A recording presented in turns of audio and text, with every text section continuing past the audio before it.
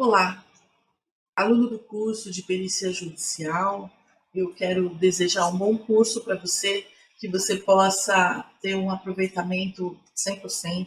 Todo o conhecimento e habilidade que a gente adquiriu aí ao longo desses 10 anos possam colaborar aí com o seu trabalho, né? Aqui no curso a gente vai ter um vocabulário bem simples, uma metodologia prática, são videoaulas, então você vai assistir às aulas, junto com as aulas tem esse material, que é o material de apoio do curso, então cada aula tem esse material de apoio, tá? E alguns complementares, porque a gente sempre traz assuntos que esse aluno precisa também de mais acompanhamento, então a gente coloca também esse material para ajudar no ensinamento e somar aí no conhecimento da especialização de perícia judicial. Então você tem a atividade da aula de hoje, o gabarito da aula, tem material de apoio e tem também, nós deixamos um dicionário forense, né, para que você também começa, se você puder imprimir, deixar junto aí no seu estudo, quer dizer, imprimir eu, né, porque eu não consigo, tenho tanta habilidade de abrir tantas telas numa única tela e poder acompanhar junto a minha forma, no caso, né, de estudo. Mas, se você consegue, ótimo, então deixa aí todos esses arquivos habilitados para você poder acompanhar. Ficou com uma dúvida, pesquisa nessa orientação, como se fosse um dicionário, né? Então tem um vocabulário mais usado para os peritos e também, querendo ou não, na linguagem forense, para que você possa, de qualquer forma, começar a habituar, né, com algumas formas de linguagem, que isso ajuda no seu dia a dia como um perito, uma perita judicial. Eu sou Valéria Sosetti, eu estou perita há 10 anos, né? Eu estou habilitada no Tribunal de Justiça de São Paulo, estou habilitada também no Tribunal de Justiça de Santa Catarina.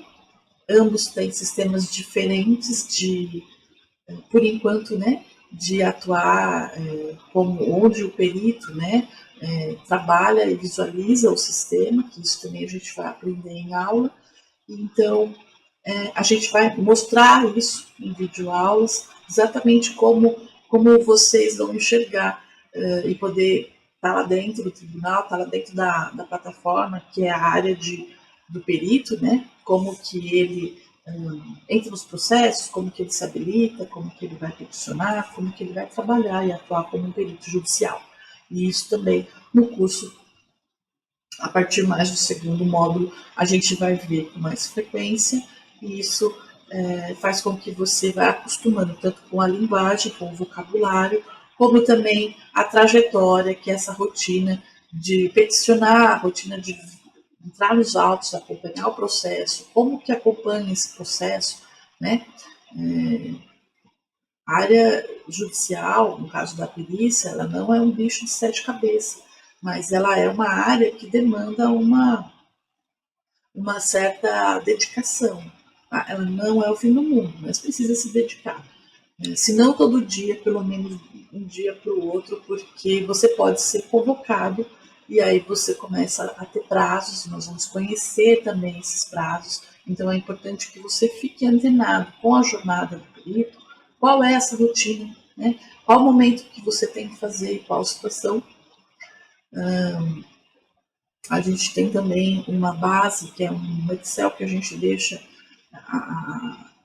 esse sistema alinhado com o que você tem que acompanhar e saber quais são os próximos passos. No próprio tribunal, em cada processo, também você deixa habilitado para que você acompanhe cada movimento, para você entender que hora que você é convocado, é intimado, para você prestar algum esclarecimento, entregar seu laudo, enfim, essa rotina aí vai acontecendo aos poucos também, tá? Isso tudo durante o curso nós vamos trazer. Todos os sábados a gente coloca aula lá no YouTube de uma forma mais também, vamos dizer, menos formal, né? Mais informal. Então, quem quiser também é legal acompanhar. A gente de qualquer forma manda por e-mail Então, se você tiver esse tempinho para desprender, é bom, porque a gente sempre aprende com o colega, né? E eu pretendo ser uma colega aí de trabalho para os futuros peritos judiciais, aí, cada um dentro da sua área, respeitando o seu trabalho. E, então, eu fico muito feliz de participar desse momento também de vocês. Bom? Bom, então, iniciando a aula de hoje, nós vamos falar sobre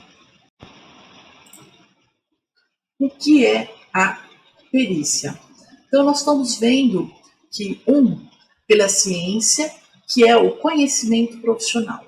Então, o número 1 a gente já tem, que é o conhecimento profissional. E qual? Da habilidade de cada um de vocês, né? Então, o perito corretor, o perito contador, o perito médico, cada um dentro da sua classificação profissional, tá? Tanto faz ela técnica ou graduada, ok? 2. Dever ético e o desempenho eficiente da sua atividade. Então, ou seja, a gente precisa, com ética e com honra, saber na parte que a gente é eficiente, ou seja, que a gente sabe, conhece, já está habilitado, já sabe o que fazer, né? E caso tenha alguma parte que ainda falta habilitar, nada mais justo como você está em sala de aula aprendendo sobre perícia judicial, também se faltar alguma especialização, alguma coisa que 100% na faculdade, a gente pode ter todas as aulas e todos os temas, mas nem sempre a gente fica aqui gravado tudo, a gente tem que rever, né? Então reveja lá alguma matéria que ficou faltando, se ficou alguma especialidade ou algum tema específico da sua atividade que não está ainda 100%, vai lá na matéria, reveja, não tem problema nenhum, isso é natural, faz parte do ofício de quem tem a preocupação, né, com o conhecimento, com a atividade, você está sempre inovando, né? A educação contínua, hoje, ela é muito latente, ou seja, você tem que participar, isso é muito comum, né?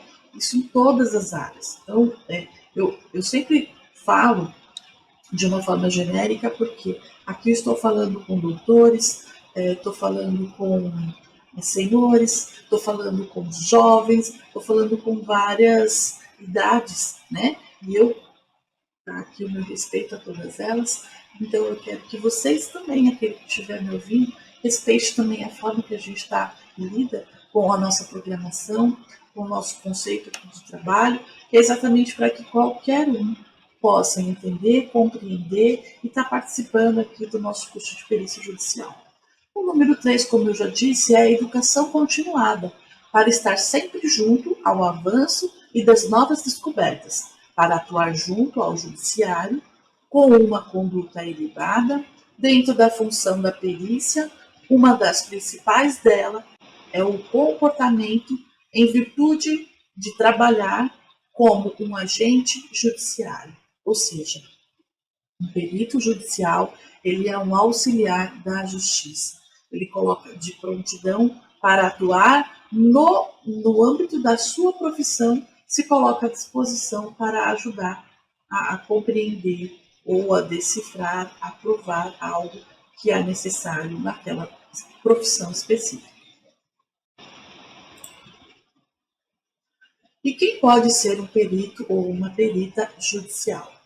Então, todos os prestadores de serviços profissionais com a classe de ordem, que é a maioria, ou não, algumas profissões não têm uma classe de ordem, né? Então, mesmo assim, ele é um prestador de serviço, sendo ele um bacharel, ou ele fez a classe de ordem, ele estudou, ele é um prestador de serviço, ele é um profissional disponível a atender pelo fato de ter o conhecimento e a capacitação? Ótimo. Então, ele pode ser um perito judicial. O perito convocado pela Justiça para elaborar laudos técnicos em processos judiciais que podem envolver pessoas físicas, jurídicas e órgãos públicos. Estes laudos, assinados pessoalmente pelo perito, são considerados provas do processo.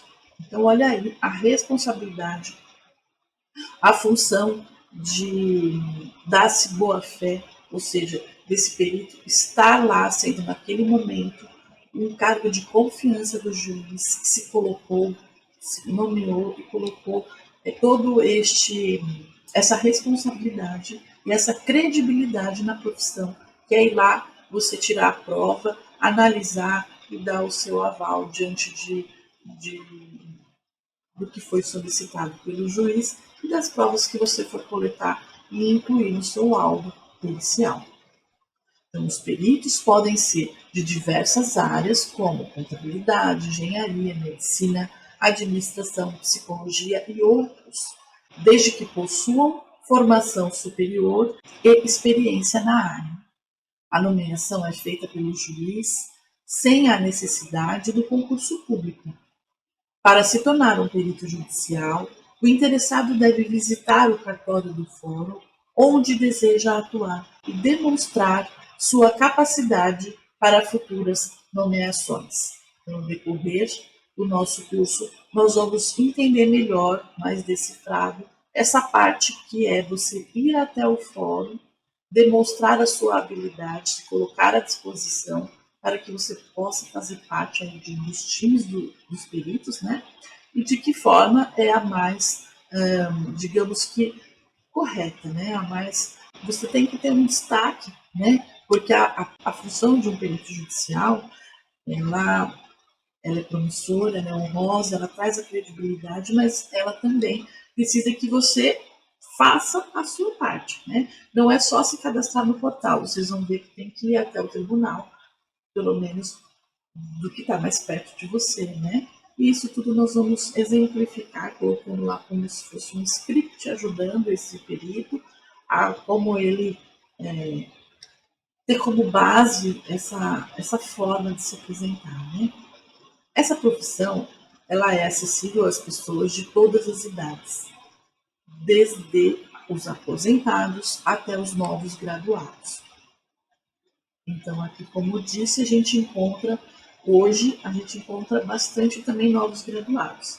Antigamente, 10 anos atrás, era muito comum a gente ver mais aposentados do que graduados. Mas hoje existe já está tendo também esses novos graduados participando também da área pericial forense. E o que faz o perito ou a perita judicial? Bom, o perito ele é convocado pela Justiça para elaborar laudos técnicos em processos judiciais que envolvem pessoas físicas, jurídicas ou de órgãos públicos, como a gente já disse, atuando como um auxiliar da Justiça, assim como o escrivão, o oficial de justiça. Essa profissão, marcada pelo comprometimento moral e ético, é considerada uma atividade pública, conferindo ao perito respeito e credibilidade. Embora não seja um funcionário público, o perito ele é um profissional liberal a quem o juiz confia a tarefa de esclarecer atos e fatos, conforme estabelece o artigo 139 do Código do Processo Civil, o CPC.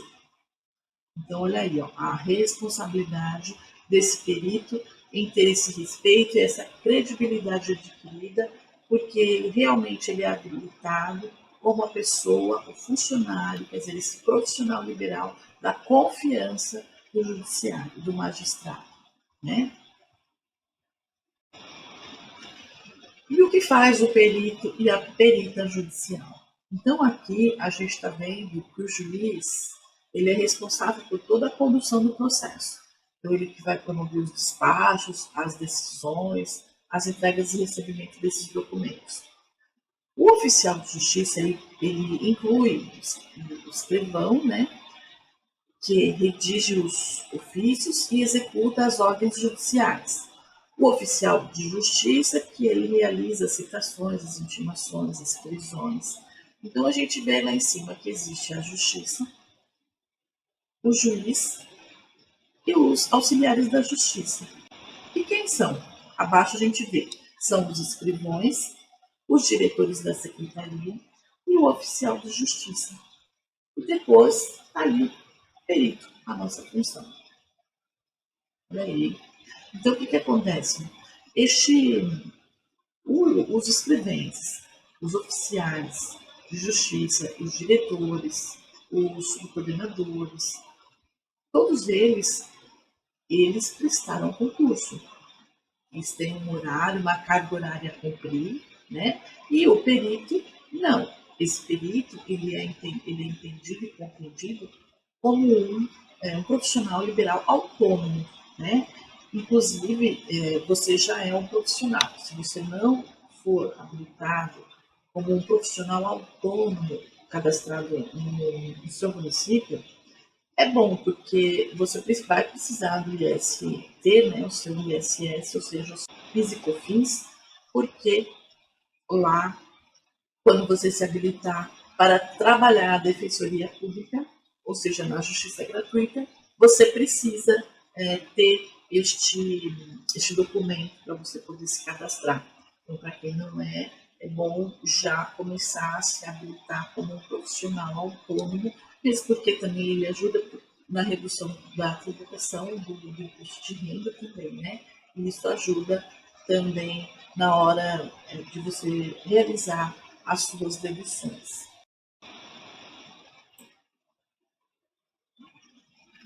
Aqui nós temos as organizações internas, só para a gente compreender. Acima nós temos o juiz, depois o diretor da Secretaria da Vara, o escrivão, o oficial de justiça e o perito judicial.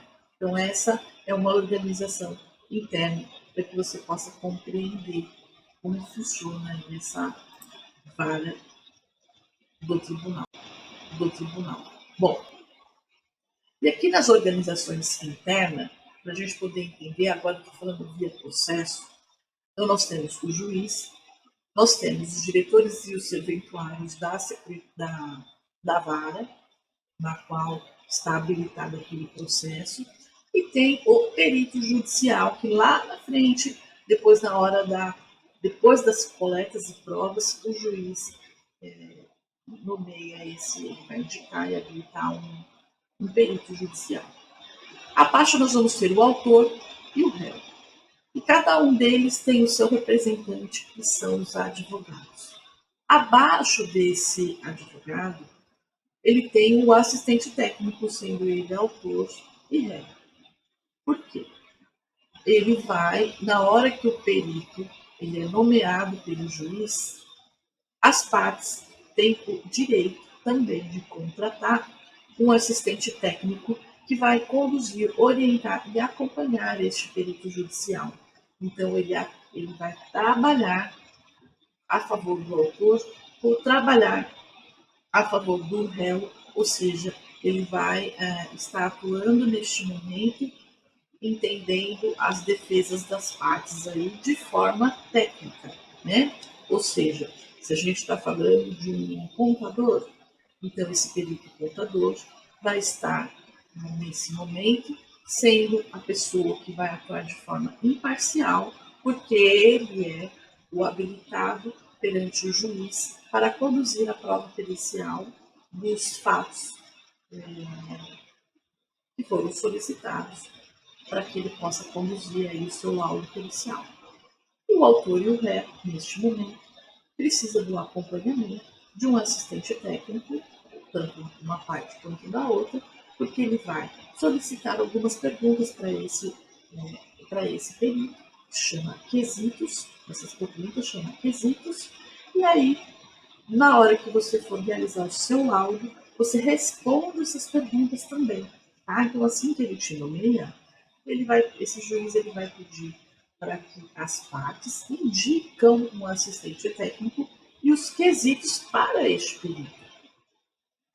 Algumas pessoas contratam esse assistente técnico, outras pessoas não. E o que acontece?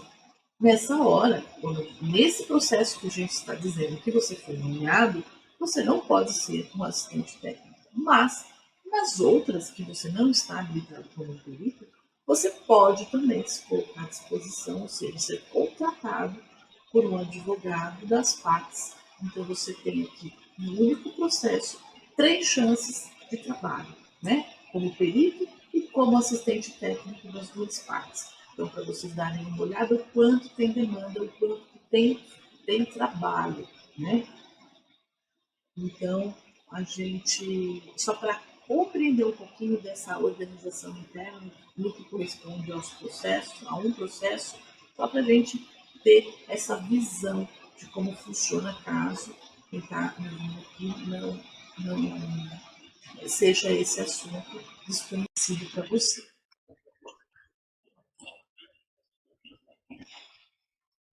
O trabalho das varas. Então, o perito ele é nomeado para atuar em uma ou mais varas. Deve se sentir honrado por duas razões. Vamos lá. Primeiro, pela confiança que o juiz depositou em seu trabalho, realmente de fato. Reconhecendo suas qualidades morais e reputação digna. E segundo, pela qualidade do seu trabalho, que é avaliada em diversos aspectos, como pontualidade na entrega dos laudos e clareza nas informações. Poxa, isso não é meio óbvio? Para algumas pessoas, sim, é óbvio, né? Então, em primeiro lugar, por você ser honrado, por você estar habilitado, por você ter uma qualidade moral, está sendo ela digna, né? Isso também é o primeiro de tudo. E o segundo, pela qualidade do seu trabalho, por você cumprir a pontualidade do prazo, seria e deveria ser o mínimo. Mas, às vezes, em algumas profissões, a gente vê que a demanda é muito grande, ou seja, exige um volume muito grande de trabalho, e às vezes alguns peritos atrasam as suas entregas, fazem de qualquer jeito, não deixa claro as informações, e com isso acaba prejudicando não só a nossa categoria, porque isso não deveria acontecer, né? Porque isso não fica legal, não pega bem para a profissão de perito judicial, e também ele acaba tudo bem, porque se ele faz essas coisas erradas, lá na frente, quando a gente for entender sobre o direito e o dever, nós vamos ver as punições quando esse perito não cumpre com a parte que ele é designado a fazer. Tá? Isso também a gente vai depois lá na frente entender. Mas é importante que a gente entenda qual é o nosso trabalho e qual é a nossa função. Tá?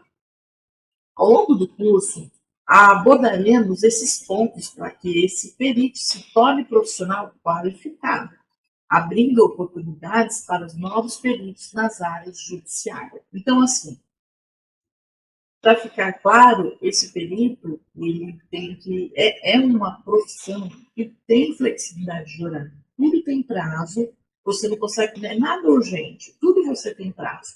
Só que você precisa, em primeiro lugar, ser organizado. Porque você, se você não se organizar e não tiver uma rotina, você pode correr o risco, sim, de não entregar no prazo, de não ser pontual, de ter que ser obrigado a fazer um laudo de qualquer jeito, e pelo amor de Deus, gente, isso daí é uma vida muito curta de um perito judicial.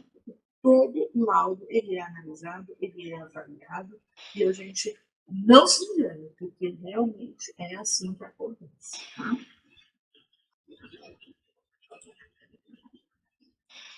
Aqui a gente está colocando um guia básico do processo judicial para que a gente consiga e comece a familiarizar com toda essa fase, né? A gente conhecer essas fases dos processos. Então, tem na apostila também, tá? Tem aqui na apresentação que também tem na apostila. Então, a petição inicial.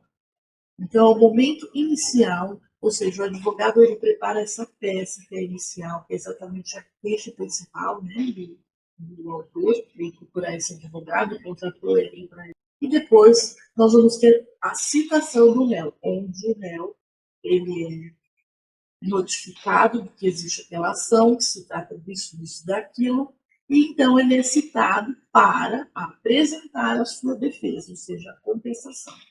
Ele também tem esse prazo de contestação. Tá? Bom, quando ele entrega a contestação, então A petição inicial tem lá as provas do autor, na contestação também tem as provas lá do réu, e aí nós vamos ter a réplica, onde o autor refuta os argumentos que foram colocados pelo réu, né, dizendo se sim ou se não, o porquê, e aí ele apresenta esses argumentos na hora que entrega a citação do réu, ele vai lá e argumenta.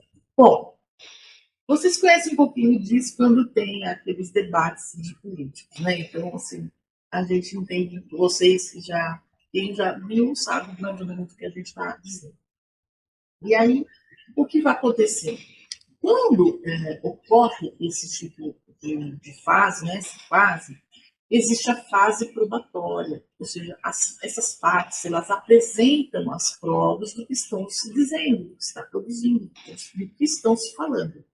Neste momento, é a hora que o juiz, estou com dúvida disso, daquilo, não está falando alto, está falando bem, então espera, deixa eu chamar um contador que vai entregar se isso está certo, se essa planilha está certa, se esse cálculo está certo, não. Eu vou chamar um médico para ver se esses exames estão certos, se está essa conduta correta. Enfim, um engenheiro e todas as outras profissões, então, todas as queixas, esse momento, ele vai lá e entrega essa dúvida, né? E aí ele solicita, intima um perito que se colocou à disposição nesse cadastro do portal dos auxiliares, e ele vai lá, elege um perito da sua confiança, que ele está olhando lá no portal, está vendo que está habilitado, está vendo que ele demonstrou capacidade, escreveu lá o currículo dele, diz que ele está habilitado para essa função, então ele vai lá e nomeia. E aí, quando esse perito ele é nomeado, aí ele tem uma rotina de um perito que ele vai fazer. Ele vai fazer uma coleta de busca aí, de provas, né? Vai analisar os autos, vai analisar o que as pessoas falaram, vai ver o que ele precisa para ele poder realizar o laudo dele, para que ele possa entregar o laudo conclusivo e poder o juiz, assim, partindo daquele laudo, realizar a sua sentença, tomar aquela decisão. Né? Mesmo assim, depois que ele toma aquela decisão, também tem o prazo de um recurso, para depois chegar até o final do cumprimento dessa sentença. Bom, essa é óbvio, então, um dia básico, um resumo, só para a gente poder ter esse início da primeira aula e poder ter um pouquinho do norte de como funciona em toda esse trâmite, né? E qual é a atuação desse perito e dessa perita neste momento? O que ele faz, né? Então, o perito ele faz o estudo das provas, de que forma? Oral, através de depoimento, através de confissão ou através de testemunhas. Né? E o estudo do material. O estudo do material ele vem com uma perícia, com uma vistoria, um exame pericial que nem sempre precisa ser uma perícia, né? E aí sim, com essa soma de provas e mais o material, ele produz o seu laudo pericial, a sua prova pericial, consiste em exame, vistoria e uma avaliação. Ou seja, quando ele conclui a avaliação, ele faz o laudo dele e entrega nos autos este laudo. Agora, para a gente poder entender, lá no finalzinho da apostila de hoje, nós deixamos lá um guia básico desses processos. Perdão, esse conhecimento,